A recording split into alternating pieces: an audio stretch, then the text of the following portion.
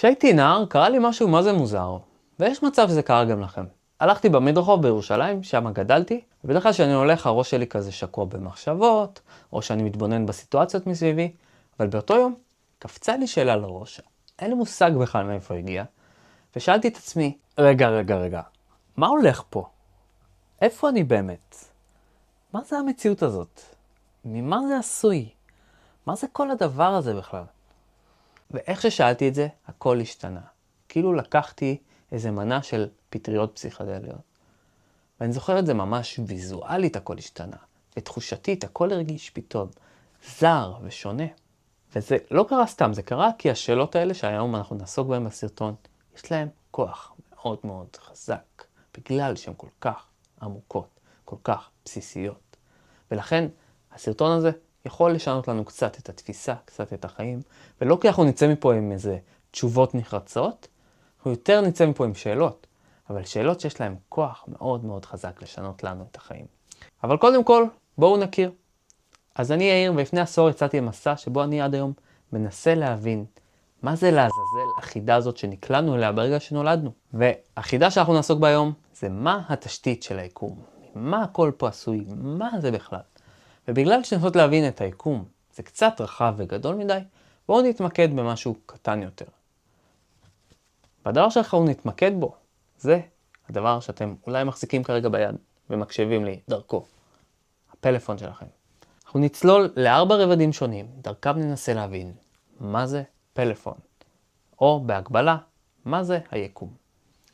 אז הרובד הראשון, הדבר הראשון שאנחנו רואים מהו, זה בעצם החומר. הפלאפון שלי הוא עשוי מזכוכית, הוא עשוי מפלסטיק. אני יודע גם שבתוך הפלאפון יש כסף וזהב ונחושת, בתוך המוליכים ובתוך המעבדים. אמנם בכמויות קטנות, אבל כל זה קיים בפנים. וזה הרובד הראשון.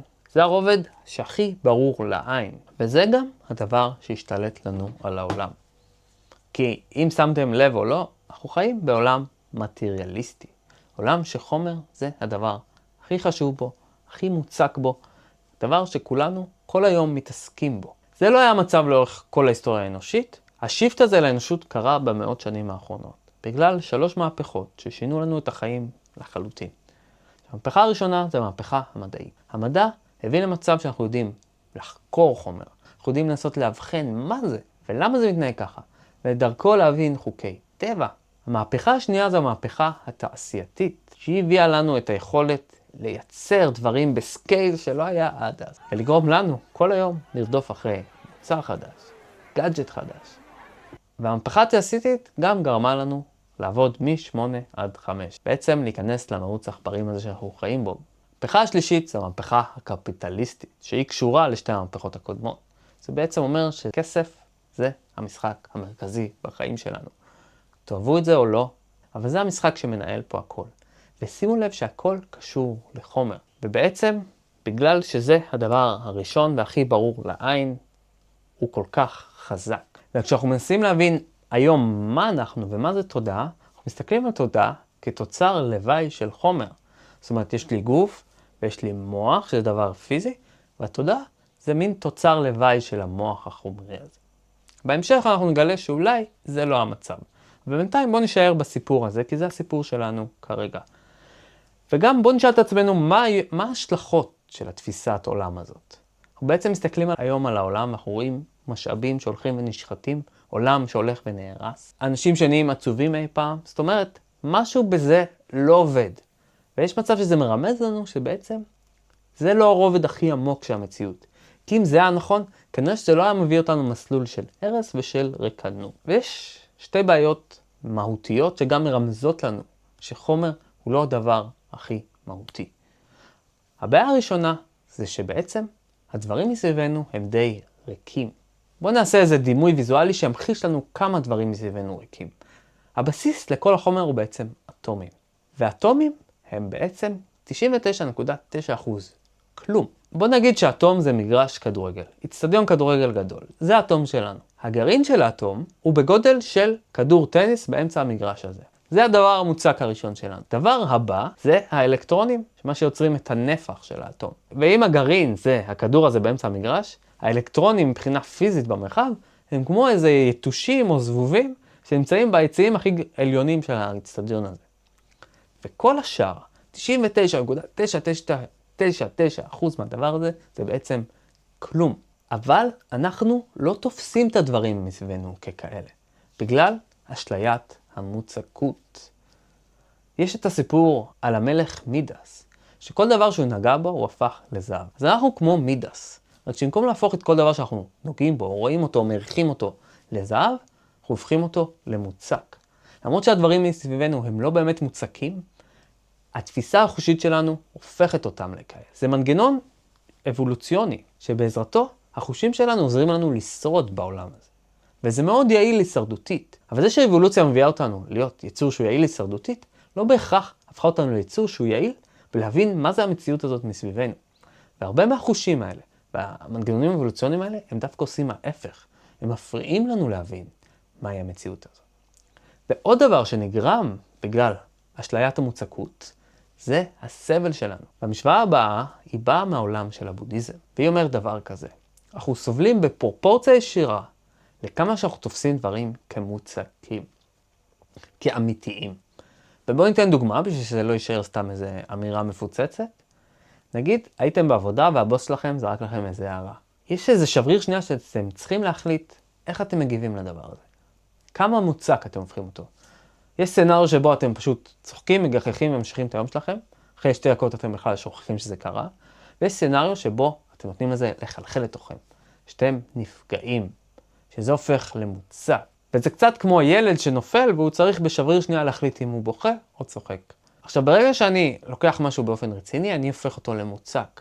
אבל אני עושה את זה בתוך מארג של דברים שאני תופס מוצקים. כשאני צריך להחליט אם אני כועס על הבוס שלי, זה לא הדבר היחידי שאני הופך למוצק. יש לי את התדמית שלי בעבודה שזה מוצק, יש לי את העבודה עצמה שזה מוצק. זאת אומרת, זה מערכת על מערכת על מערכת על מערכת של דברים שהפכנו למוצקים ובגללם אנחנו סובלים. וככל שאני מוריד את המוצקות של כל המערכות האלה וכל התבניות האלה וכל המבנים האלה, אני יכול להיות חופשי יותר ופחות לסבול בחיים האלה. וזה אולי יהיה נושא לסרטון שלם בהמשך. ובואו נמשיך לדבר הבא שמרמז לנו שחומר הוא לא בעצם הדבר הכי מהותי במציאות הזאת. וזה עצם העובדה שחלק מהמדענים הכי גדולים שקיימים והיו קיימים לא מאמינים בזה. הם בעצמם חושבים שיש דברים אחרים שהם יותר חשובים מחומר. Reality, you think of something like this chair or something, something made of solid stuff. And then you say, well, what's our best scientific understanding of what that is? Well, you say it's made of fibers and cells and so on. And these are made of molecules, and those molecules are made of atoms. And then you say, well, what is an electron and what's a quark? And at that stage, the best you can do is to describe some mathematical structure. You can't understand what that means without mathematics. I mean, the mathematical description of reality is where we're always led. אז זאת הייתה דוגמה יפה לפיזיקאי שהוא אחד מהכי מוערכים בעולם. רוג'ר פנרוז, מתמטיקאי ופיזיקאי שקיבל פרס נובל, והוא באמת, העשייה שלו היא מטורפת. ופנרוז מעלה את השאלה, רגע, אולי התשתית שעומדת מאחורי כל הדברים פה זה בכלל מתמטיקה? כי הוא בתור פיזיקאי רואה שמתמטיקה זה השפה שדרכה הטבע פועל. והוא לא היחידי. אחד מהמייסדים של פיזיקת הקוונטים, ריצ'רד פיינמן, אמר משפט כזה: אם אתה רוצה ללמוד את הטבע ולהעריך את היופי שבו, אתה צריך קודם כל ללמוד את השפה שהטבע מדבר בה, שזה מתמטיקה. וכמובן שפיינמן לא המציא את הגלגל. אם אנחנו הולכים 2500 שנה אחורה, אנחנו מגיעים לפיתגורס, שבנה בית ספר שלם של אנשים שהאמינו שמתמטיקה זה הכלי הכי חזק להבין את המציאות הזאת. שבעצם התשתית של המציאות שלנו מושתתת על מתמטיקה. ומה שיפה באנשים האלה זה שהם לא סתם המציאו איזה רעיונות, הם ממש הביאו את זה לדברים יישומיים שעד היום אנחנו משתמשים בהם. למשל, היחסים המוזיקליים שפיתגורס גילה, או משפט פיתגורס. עכשיו, מה שמעניין במשפט פיתגורס זה שהוא לא המציא את המשפט. פיתגורס גילה אותו. הוא גילה משהו במציאות שאפשר להבין דרך מתמטיקה, שהיה נכון גם לפניו, ונכון גם אחריו, וגם אם האנושות תיכחד ואף אחד מאיתנו לא יזכור שיש את המשפט הזה, זה יישאר נכון. זה אמת נצחית שנכונה לגבי כל משולש ישר זווית, איפשהו. ובעצם זה מרמז לנו שמתמטיקה, בגלל שהיא יודעת לתאר כאלה דברים אבסולוטיים ונצחיים, יש בה משהו שמאוד קרוב לתשתית של המציאות הזאת. עכשיו, בואו נחזור למיקרו שלנו, לזום אין שלנו.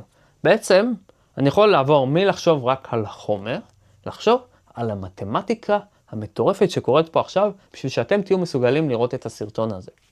יש פה אלגוריתמים מטורפים שכל הזמן פותרים משוואות אדירות. יש פה הרבה דברים מתורה, קודים, והרבה התמרות מתמטיות שצריכות להיות נכונות בשביל שאתם תצליחו לראות אותי ולשמוע אותי ושהדבר הזה יעבוד כמו שצריך. זאת אומרת, הרובד הבא שהוא מעבר לחומר הוא מתמטיקה. אבל אם נחשוב על זה לעומק רגע, המתמטיקה פה היא לא המטרה, היא אמצעי. כי בעצם מה הכל פה משרת? מה אני מעביר לכם? מה המתמטיקה מחשבת שם? זה הכל אינפורמציה, שזה הרובד השלישי שלנו. תחשבו על זה ככה, הפלאפון שלכם קולט בגלים אלקטרומגנטיים אינפורמציה, הוא מתרגם אותה אליכם. וגם אני, כשאני מקליט עכשיו את הדבר הזה, אני מעביר לכם במילים שלי אינפורמציה. זאת אומרת שיש באינפורמציה משהו שהוא מאוד מאוד בסיסי ומאוד מאוד מהותי. ואולי בעצם אינפורמציה זה אבני הבניין של היקום. ויש מדענים גדולים כמו ליאונרד ססקינד או ג'ון ווילר, שזה בדיוק הטענה שלהם. What has information to do with reality? What do we mean by reality except as judged by observation or in the sense of or irreversible acts of registration? And most of us know how hard it is to erase a registration on our memories, something that's happened. But is there any other reality in the world except what we get by these acts of registration?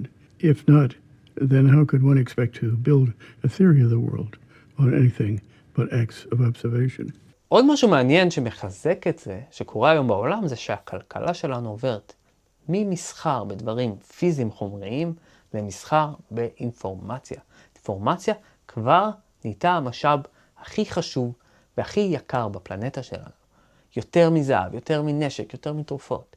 אינפורמציה זה הדבר הכי חם. וככל שהכלכלה שלנו מתפתחת, המסחר עובר עוד ועוד לאינפורמציה.